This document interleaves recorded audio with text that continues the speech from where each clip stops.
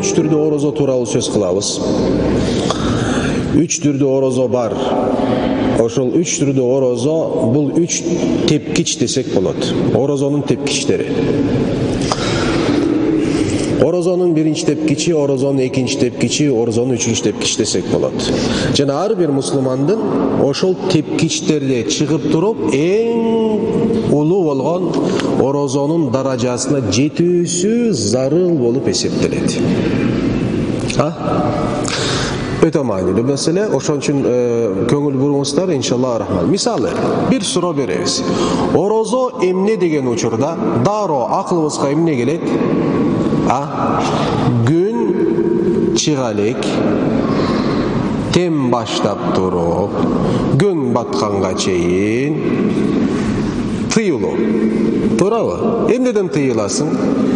Жегенден тыйыласың, ичкенден тыйыласың, жана эмне кошулуудан тыйыласың. 3 нерсе, туурабы? Жалпысынан.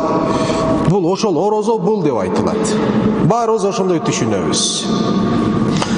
Бирок бул орозонун биринчи тепкичи. Орозонун биринчи тепкичи. Болбосо болбойт деген орозо ошол орозо. Түшүнүктүүбү? Бир адам баласы парыз болгон орозосун аткаруу үчүн бул нерселерди кармануусу зарыл болот. Бүттү.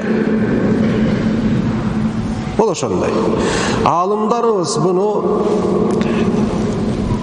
билими жок, сабатсыз, дин менен көп алектенүүсүнө убакыт бербеген, мусулманмын да, парз болгон экен, ошону кармаймын да деген максатта кармаган инсандар деп айтат бул нерсени. Эгерде аны кылбай койгон болсо, анын орозосу такыр эле болбой калат. Туурабы? Эртең менен ооз бекиткенден кийин кечке чейин эмне кылбайбыз? Ошо 3 нерседен сактанабыз. Кокус ошол эмне жеп калган болсоң, же ичип калган болсоң, билбегениң башка маселе. Билбей туруп жеп алган болсоң, эсиң келди, токтотосуң. Билбей туруп ичип алган болсоң, токтотосуң. Биякта мен эмне деп атам? Орозону кармаган учуру жеп ичүү маселеси. Мисалы, эмне болуп калат? Орозосу болбой калат ал инсандын. Бул биринчи тепкич. Экинчи тепкич орозо бул жеп ичүү жана үчүнчүгө кошулуп дене мүчөлөрдүн орозо кармоосу. Дене мүчөлөр орозо кармайсың. Дене мүчө эмнеден орозо кармайт? Көз орозо кармайт. Кулак орозо кармайт. Мурун орозо кармайт. Ооз орозо кармайт. Кол орозо кармайт. Бут орозо кармайт. Бут кантип орозо кармайт? Күнөө болгон, Алланын наразы болгон жерлерге эмне кылбаш керек? Бут баспаш керек. Кол Кудай Тааланын жакпаган нерселерге кол сунбаш керек. Көз Алла Тааланын наразы болгон, наразычылыкты алып келген, тыюу салган нерселерге карабаш керек. Ооз Алланын наразылыгын алып келген нерселерди сүйлөбөш керек. Кулак Алла разы болбогон сөздөрдү, үндөрдү, добуштарды, аваздарды, звуктарды эмне кылбаш керек? Укпаш керек. Iya. Ава сыртынан кетириш керек. Укпаш керек деген сөз маршруткага миңдин бирөө даң музыка коюп алган.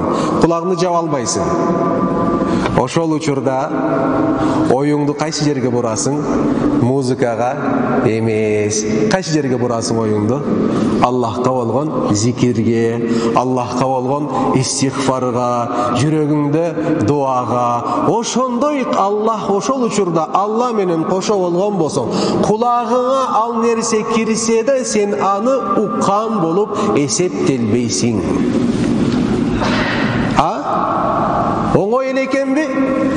Кээ бирөө түшүнбөй кыйкыра баштайт. Өшүр ошону тигиндей мындай кыл чыр-чатак баштайт деп эле орозоң ошол жерде эмне болуп калат? Соопсуз калып калат. Кандай орозо болуп калат? Азирети пайгамбар алейхиссалату хадис айткандай: ким орозо кармаса, орозодо жалган сүйлөнү токтотпосо, жана жалганга күбө болууну токтотпосо, анда Кудай Таала анын ач калуусунан чаңкоосуна муктач эмес деген хадис бар. Анда бул киши орозо кармап атат, ач калып атат, чаңкап атат. Бирок ошол менен бирге тилине ээ болбой жатат бул инсан. Кудай Тааланын дейт, ал инсандын кармаган бул орозосуна Кудайдын эч кандай бир муктачтыгы жок. Алымдарыбыз айтат, мына илим ошол жерде керек, устаздар ошол жерде керек. Түшүнүктүүбү? Бул хадистин түзмө-түз маанисин ала турган болсоң, орозо кармабай эле кой деген сөз. Бул хадистин түзмө-түз маанисин алсаң, орозо кармап сөгүнүп аткан болсоң, кармабай эле кой орозо деген сөз. Жок, андай эмес. Орозо кармоо парз болуп атпайбы? Сөгүнсөң да парз, ачуулансаң да парз, орозо кармап атып бирөөнү сабатсаң да парз. Парз бул, кармаш керексиң. Бирок сенин орозоң кимдин орозосу болуп калат дейт? Барагы биринчи тепкич орозо болуп калат. Бир тыйын сооп алып келбейт деген сөз да. Бирок милдеттен кутуласың.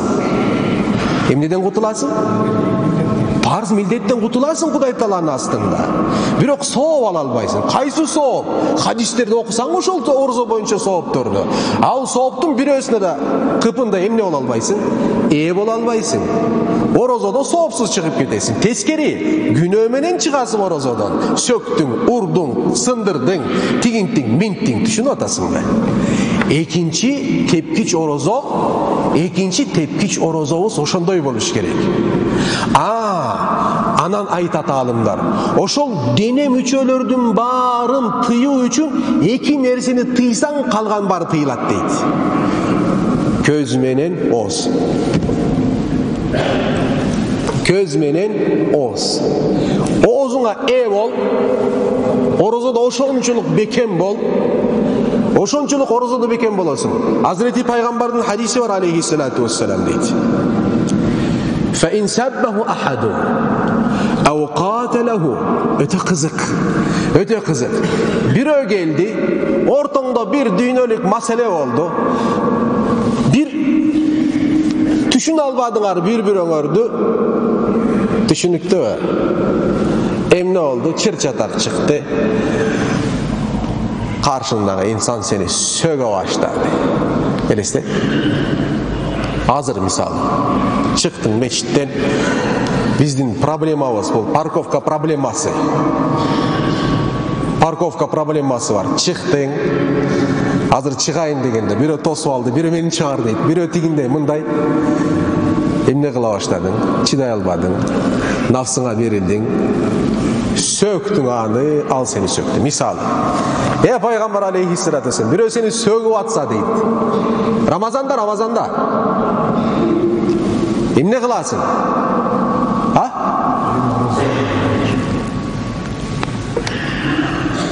Atvetkan veresin mi? Emne? Kıyınsın mı? Çık maşineden, davay. Rast çıkağız. Kılasın mı? Bilmeyim. Az karayız. Söktü. Sökkönü bir çetke deyit. Peygamberimizin. Avqatelehu. Oşonçoluk düşmanlık çekke jetti. Emesin götürdü. Bıçağın çıkardı. Pistoletin çıkardı. Menge takadı. Düşünüktü mü? Oşondoy situasiya elesteydi da. Oşondoy bolsa emne kılasın deydi. Peygamber aleyhissalatu vesselam aytat. Fel yakul. Oşol insan oğzu menen aytsın deydi. Emneni? İnni imru'un saim. Ey tuğanım, men orozo karmagan insanmın dep aytсын deyt. Бұл эмне деген сөз? Orozo кармаган инсанмын. Башка убакытта болсочу мен сени сындырып эле коймокмун бул жерде. Башка убакытта болсочу сен мен ужуң чыкпаганыма караба. Сенин сөзүң көтөргөнүмө караба. Мен орозомун, пайгамбарым айтты. Орозо кармаган учурда оозуңду ачпа, колуңду көтөрбө. Себеби sen улуу болгон бир нерсени жоготуп аласың ошол жерде. Кудай Таала берген 11 айдын султанын ичинде дүйнөнүн баарын, акыреттин баарын ошонун ичине камтып койгон Кудай Таала. Азирети пайгамбар саллаллаху алейхи вассалам бир сөзү бар. Хадисте айтат: эгерде дейт, кулдар орозодо берилген нерсени билсе, орозодо берилген нерсени билсе, Аллага дуа кылат. Я Рабби, 12 ай орозо болсунчу деп дуа кылат эле дейт. Сен ошону жоготуп атпайсың да. Бул кайсы тепкич? Экинчи тепкич орозо. Тилиңе ээ болосуң, көзүңө ээ болосуң, колуңа ээ болосуң. Биздин тилде момун болосуң, байкуш болосуң деген сөз. Орозодо байкуш болуп жүрө эчтеке болбойт. Бир ай чыда эчтеке болбойт. Bir ay çılap koy, baykuş. Orozada baykuş bolabız barımız. Sen baykuş, men baykuş. Sökse taksırım, Allah razı olsun. Başına bir çapsa, orozadan keyin görüşebiz. Allah razı olsun. O, sevi akıllısın şariatta. Keçirsen, Kuday keçiret. Birok şariatta akıllısın. Orozadan keyin tartasın gel beri. Söyle şöyle mi? Oroza bitti. Бирок мусулман эң жакшысы кайсы? Кечирдиме. Себеби чыныгы мусулман башына бир чапса, чыныгы мусулман да. Бул чапкан кишиге карабайт. Ким чаптырды? Ошого карайт. Ким чаптырды? Ким чаптырды? Allah çaptırdı. Demek bir yerde bir kınk etken yerin var eкен da. Çaptırıp koydu Kuday Taala. Tiyaka varıp жооп бербесин, тияктары берип калсын деп. Ey hikmattар ошондой толтура биле албайбыз. Шодасыңарбы? Üçüncü tepkiç orozочу. Üçüncü tepkiç orozо баягы үчө жеп үчүү тигинде мындайды. Ал түшүнүктүү эле. Ал орозо мындай. Детский орозода. Баланын караганда калмаган орозосу. Бала чара. Биз ошондон чыга албай жатпайбыз тuganda. Детский орозодон чыга албай жатабыз. Экинчи тепкичке өтөлү, иншалла. Экинчи тепкичке болгондор 3кө өткүлө. Үчүнчү эмне? Үчүнчү баары менен кошо жүрөктүн орозосу да. Эң кыйыны ошол. Мисалы, байгы барбы сен эмне кылам деген? Сен сөгүп аткан барбы баягы? Анан пистолетти башыңа такаган барбы? Сен ошол жерде айта албайсың. Сөгө албайсың. Ответка бере албайсың. Айта турган бир эле сөзүң бар. Кайсы? Кайсы? Мен орозомун. Бирок мен орозомун деп ичиңде болсо бычып, бытыратып жибердиң ал инсанды. Оюңда көмүп таштадың уже, жок ал. Рахат кылып отурасың.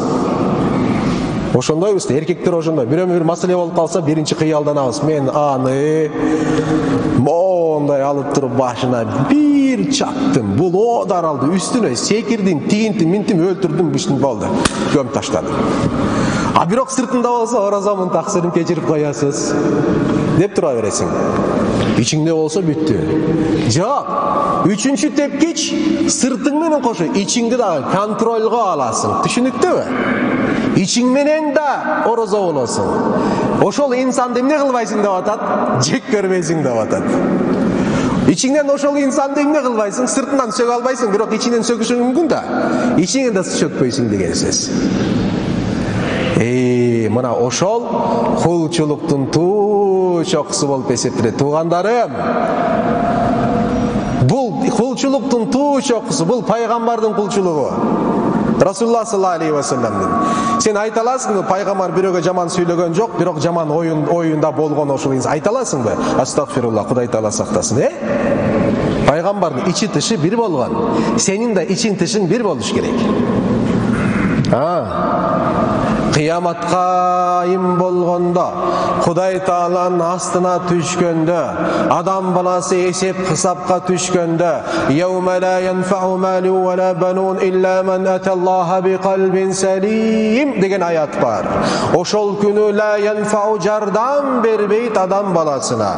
Emne jardam berbeyt? Bala çakası, uğuldары jardam bere albayt. Anın mal mülkü jardam bere albayt. Eç derse jardam bere albayt degen söz. Emne jardam beret degende taza jürek jardam beret deyit. Allah Allah ayat aytat. Allah aytat Kur'anda. Taza jürek jardam beret deyit. Oşol taza jürektü orozonun 3. tepkiçi degen söz. Orozonun 3. tepkiçi. Bul orozo oşonu yürötet. Tuğandar bir jıyıntıkka kelүү üçün sportsmендер эмне кылат? Машыгат. Тура эмеспи? Орозо да машыгуу. Bir ay машыгабыз, 11 ay колдонобуз. Байкайсыңар да, орозо бүткөндөн кийин башка 6 айда жакшы эле жүрөсүң. Сонун бакыт бит нерсе. 6 ай өткөндөн кийин өчө баштайт кайра. Орозого эптеп орозо жакындагы жөрмөлөп каласың да эптеп эле жетейинчи ошол айга. Жетейинчи деп жеткенден анан кайра заряд сайлат дагы. Анан быстрый зарядка bir айда толтуруп жиберет сени. Кайра чыктың, зарядты коротосуң. Telefonumuz 12 ayda bir жолу заряд алабыз. Мындай образда түшүндүрүп атам да кичине. Demek биздин максатыбыз ким бийыл орозонун 1-ci tepkiçin кармап аткан болсо, эмки иншалла аракет кылсын, чыксын 2-ci tepkiçe. Колу керишинче. 2-ci tepkiçte болгондор 3-кө чыксын иншалла. Анда пайдасы болот иншалла. Allah Subhanahu wa Taala bizge orozonun tuu çokusun yaşaganга nasip kılgan bolsun. Бұл hadistin өтө жакшы bir жери бар. Мен hadisти окуган жок, маанисин окудум. Маанисин айтып бердим силерге, туугандар. Бирок бул жерде өтө жакшы bir жери бар.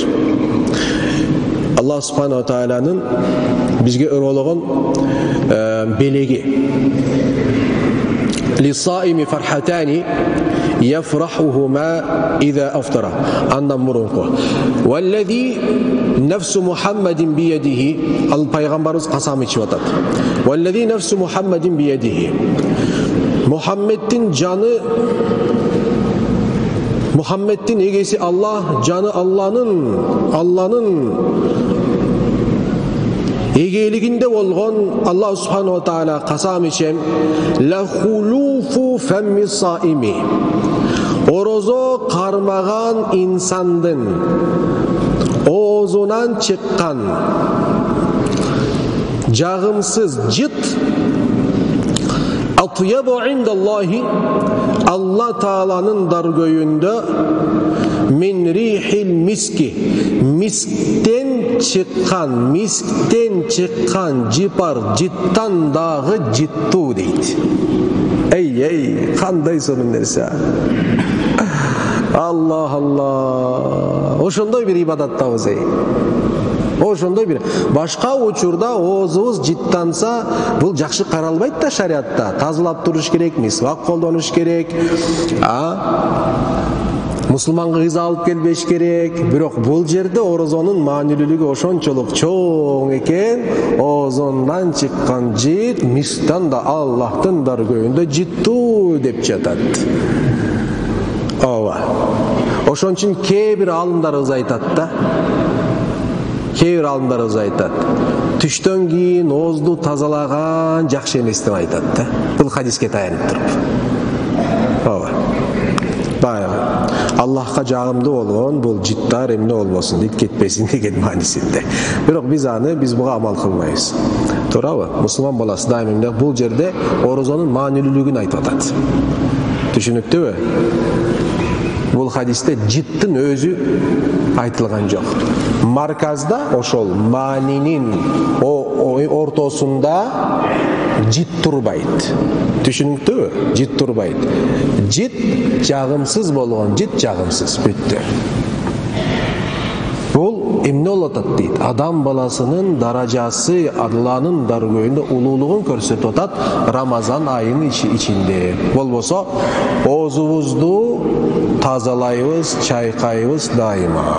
Кээ бирөөлөр суроо берет. Оозубузду жуусак болбойбу, тазаласак болбойбу деп. Тазалайсыздар, жуйсуздар, бирок жутпайсыздар. Түшүнүктүүбү? Тазалагандан кийин оозуңда калган фреш жит, түшүнүктүүбү? Бул орозону бузбайт. Маселе ошол оозуңда болгон тазалаган учурдагы зат кекиректен өтпөш керек.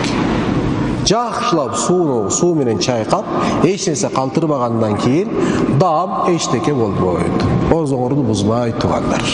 Түшүнүктүүбү? Ошондой нерсе. Ооба. Адам баласы эки учурда аябай сүйүнөт. Орозону ачкан учурда, ифтар учурда сүйүнгөнү түшүнүктүү эле. Айтпай эле коелу. Экинчиси лакия раббаху фариха би савмихи. Экинчи Кудай Таала менен жолуккан учурда дейт. Бирок эмнеге сүйүнөт? Би савмихи. Орозо кармагандыгы үчүн аябай сүйүнүп Кудай Таала менен жолугат дейт. Демек ал жерде орозонун эмнеси бар экен? Ал адамга алып келген аябай чоң бир кубанычтар бар экен деген сөз. Ал эмне болот? Алла субханала ажры сооп берет. Себеби Кудай Таала айтат: "Орозо мага таандык болгон улуу бир ибадат, анын соору менден башка эч ким биле албайт. Кулум мага жолуккан учурда гана ал соопту көрөт. Ага чейин периште да көрө албайт" деген сөз. Мына ошол соопту көргөндө адам баласы эмне кылат экен? Сүйүнөт экен. Алла иншалла баарыбызды Алла Таала менен жолукканда сүйүнгөндөрдөн кылсын, жүзү жаркырагандардан кылсын иншаллаху рахман.